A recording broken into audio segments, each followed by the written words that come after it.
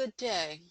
Today we'll be talking about the clinical applications of amino acid metabolism and analysis. I'm Dr. Andrea Grzeski, and I work for Doctors Data in the Science Support Department. Amino acids are the building blocks of the proteins needed for enzyme function, immunity, DNA synthesis, metabolism, and cell repair. This webinar will review the amino acids profile and how this test may be used to highlight unsuspected problems such as digestion and absorption difficulties, nutrient deficiencies, detoxification problems, neurotransmitter precursor deficiencies, chronic disease risks, or other inherited disorders of metabolism. Many individuals have hidden impairments in amino acid metabolism that may affect health and often go undiagnosed. These impairments may be expressed as nonspecific symptoms, or they may silently increase susceptibility to a degenerative disease or other chronic health problem. The selection of urine versus plasma amino acids, the clinical indications that may indicate the need for an amino acids analysis, and an overview of the interpretation of the amino acids profile as a case study will be included. An amino acid is any of a group of organic molecules that all have a basic amino group, an acidic carboxyl group, and an organic side chain that is unique to each amino acid. The amino acids differ from each other in the particular chemical structure of the side chain and are categorized by biochemical properties of the side chain. Now, humans can synthesize 10 of the 20 amino acids required for normal biochemistry, but they must obtain the others through diet. Amino acids cannot be stored in the body, and they must be taken in daily, and the failure to obtain even one of the essential amino acids can begin to cause a breakdown of the body's proteins.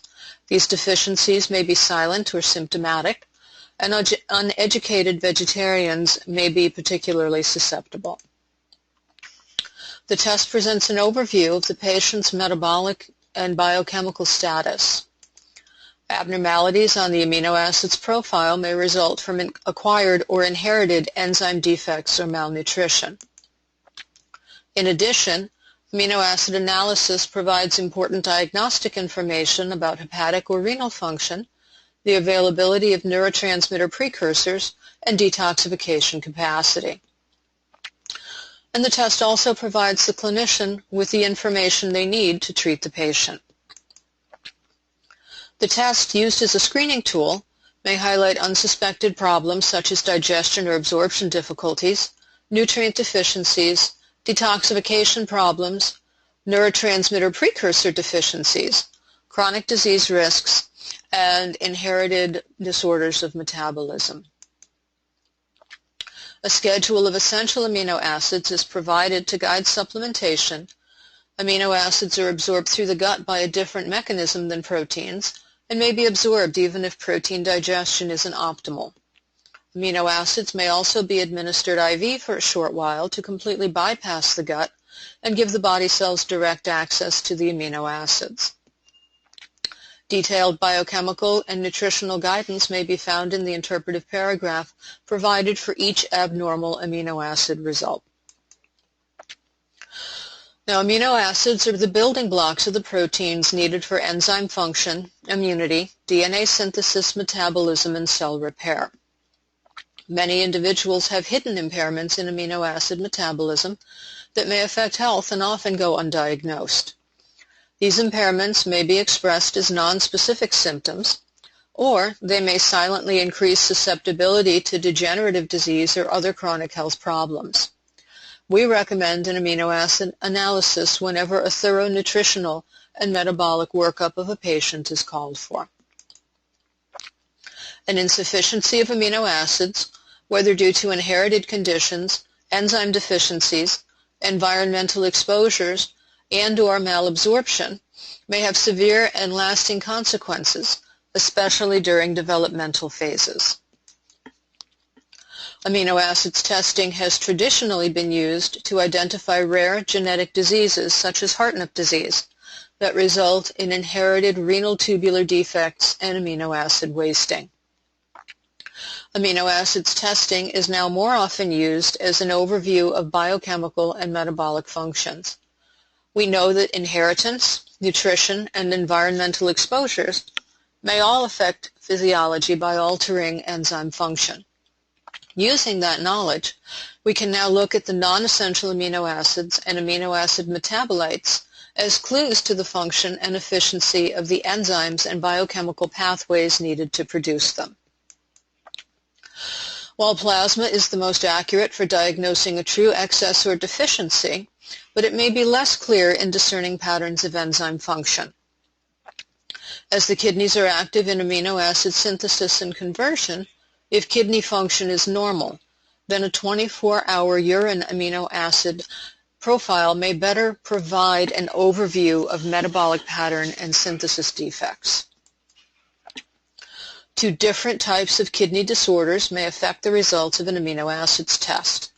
Any suspicion of a kidney disease requires a creatinine clearance test and preferably an amino acid evaluation in both sample types. If the amino acids give evidence of a renal wasting disorder, which may occur due to genetic defects, then the ability to synthesize vitamin D may also be impaired. Our international clients need reliable test results, and the Specimen Validity Index included in the amino acid profile provides confidence in the sample quality and in the results. If multiple specimen validity markers are out of range, the sample may have been handled incorrectly and may affect the results. There are multiple reasons why any of these biomarkers may be out of range, and the specimen validity markers may also be out of range due to physiological reasons, so these biomarkers must be interpreted with the patient's history and symptoms in mind. Problems with sample collection that may drive the specimen validity markers out of range include incomplete urine collection, inaccurate measurement or recording of urine volume, over or under hydration, or sample decay due to a thawing or warming of the sample or aging of the sample. Essential amino acids must be obtained through the diet. If even one essential amino acid is missing from the diet, the body will begin to break down muscle tissue to obtain that amino acid. A deficiency of essential amino acids may result from malnutrition, maldigestion, metabolic disorders, or kidney disease. Excess may occur in oversupplementation, high-protein diets, or again, different types of kidney disease. The World Health recommendation for safe levels of protein intake is currently 0.83 grams per kilogram body weight daily, and all of the essential amino acids must be ingested on a daily basis. The status of the essential amino acids may provide clues about methionine metabolism and the transsulfuration pathway, zinc status, which may then translate into hydrochloric acid status, and also give us information about motility and digestion. Taurine is an essential amino acid for both bile synthesis and cellular osmotic regulation. An excess or deficiency of non-essential amino acids may provide important clues about liver function and the synthesis and metabolic pathways that generate these amino acids. Alanine and aspartate are synthesized by the commonly measured liver enzymes ALT and AST. The synthesis and metabolism of non-essential amino acids may provide further clues to the patient's biochemistry and enzyme functions. Alanine and aspartate are synthesized by liver enzymes ALT and AST and may provide clues regarding liver function. Aspartate and glutamate serve as excitatory neurotransmitters and also modulate immunity. Aspartate is also required for the malate aspartate electron shuttle in the mitochondria. Urinary glutamine represents endogenous synthesis. Glutamine synthesis takes place primarily in the mitochondria. Low glutamine levels may indicate a mitochondrial dysfunction, and glutamine is essential to transport ammonia from the brain and the body to the liver for its excretion. Tyrosine is a required precursor for neurotransmitter synthesis and thyroid hormone synthesis. And glycine and serine levels may provide clues about serine hydroxymethyltransferase, or SHMT, and its function. SHMT is one of the enzymes on the methylation pathway, and elevated serine levels may indicate an MTHFR enzyme defect. In addition to our own internal metabolism, many gut bacteria use amino acids and ammonia as preferred nitrogen sources. Nutrients, including dietary and host-derived proteins and amino acids, are used for the growth and survival of bacteria in the digestive tract. Amino acids and peptides may be absorbed by microbes, only to be used in the synthesis to create new amino acids for them, which may be excreted back into the gut. Animal studies indicate that up to 20% of daily plasma lysine may be synthesized by our gut bacteria. The gastrointestinal biomarkers refocus our attention on amino acids necessary for normal motility and for normal protein digestion, all of which promotes a healthy microbiome. In addition, some of the gastrointestinal markers may indicate a dysbiosis or a gut candidiasis. Adequate magnesium and B vitamin levels are necessary for general metabolism. A variety of non-essential amino acid metabolites and intermediaries may be used to monitor B vitamin and magnesium status. The liver is our primary organ of detoxification, and detoxification occurs through a variety of biochemical processes. Certain amino acids and metabolites are essential for normal detoxification. The biomarkers here primarily reflect the patient's ability to synthesize glutathione. Methionine and cysteine are both components of the methylation pathway and the transsulfuration pathway. Both may be considered essential precursors to the synthesis of glutathione, the primary antioxidant in the body. Taurine is essential for bile production, and many toxicants are excreted through the bile into the intestines. There, the toxicants are incorporated into stool and excreted. Glutamine transports ammonia from the body to the liver for detoxification and may also be converted to glutamate, another amino acid required for glutathione synthesis. And glycine is the last amino acid needed to synthesize glutathione. Aspartate is essential for the aspartate malate shuttle and for normal mitochondrial function. Aspartate and glutamine are also essential metabolites of the urea cycle, which detoxifies ammonia. Neurotransmitters modulate behavior, cognitive function, and immune responses. Some amino acids and metabolites may also bind to neurotransmitter receptors. Glutamine transports ammonia from the brain to the liver for excretion through the urea cycle. Phenylalanine, tyrosine, and tryptophan are all required neurotransmitter precursors. Taurine acts as a neuromodulator. It regulates the flow of calcium ions into and out of the neurons, which determines the neuron's action potential or firing rate. Glutathione synthesis must occur in the brain behind the blood-brain barrier. Normal levels of cysteine and cysteine are required for glutathione production. And beta-alanine and cystathionine are metabolites that, in excess, may indicate inherited defects in biochemistry that may contribute to neurological symptoms. Glutamine and asparagine are synthesized in the central nervous system and in the body to transport ammonia to the liver for detoxification through the urea cycle. All of the enzymes of the urea cycle are found in the liver, though some of the enzymes may be found in other tissues. Functional urea cycle disorders may occur if cofactors such as B6, alpha-ketoglutarate, biotin, manganese, and magnesium are deficient. Inherited urea cycle disorders are caused by rare mutations that result in a deficiency in any one of the 6 urea cycle enzymes. Deficiencies in these enzymes may result in high levels of ammonia in the blood. A portion of the urea cycle occurs in the mitochondria.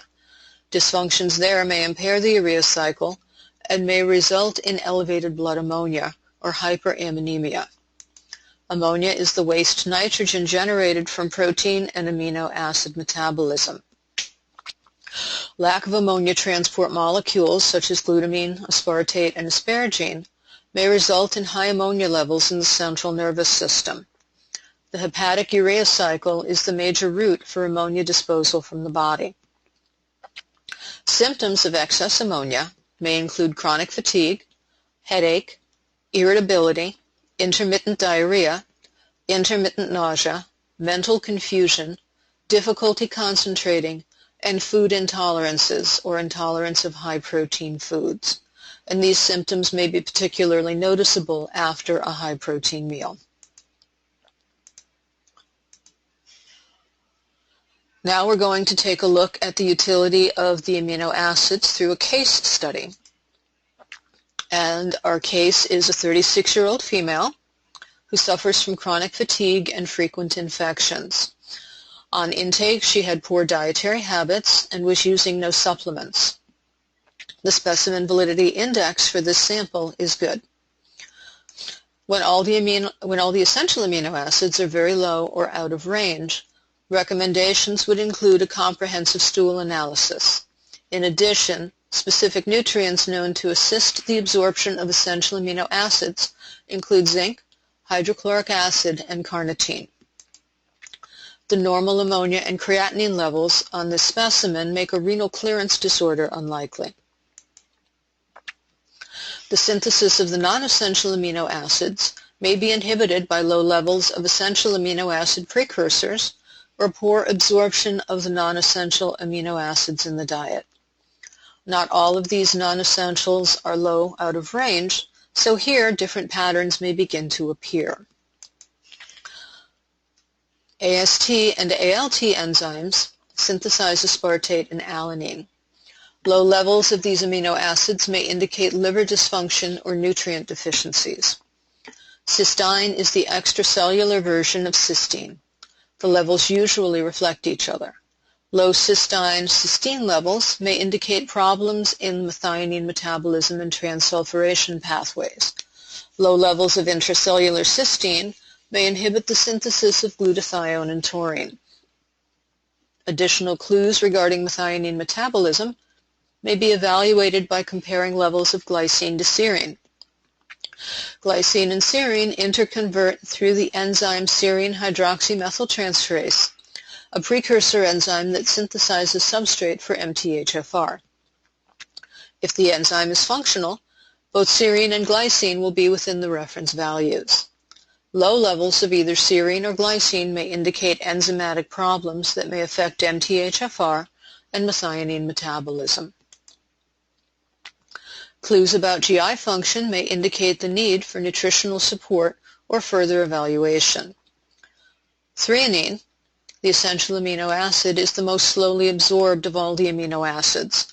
Low levels can indicate motility or absorption issues. Low levels of tryptophan may affect the level of gut serotonin and thereby GI function. Low levels of hydrochloric acid in the stomach may prevent the absorption of tryptophan and other essential amino acids. Low levels of taurine may inhibit bile synthesis and may further compromise digestion and absorption.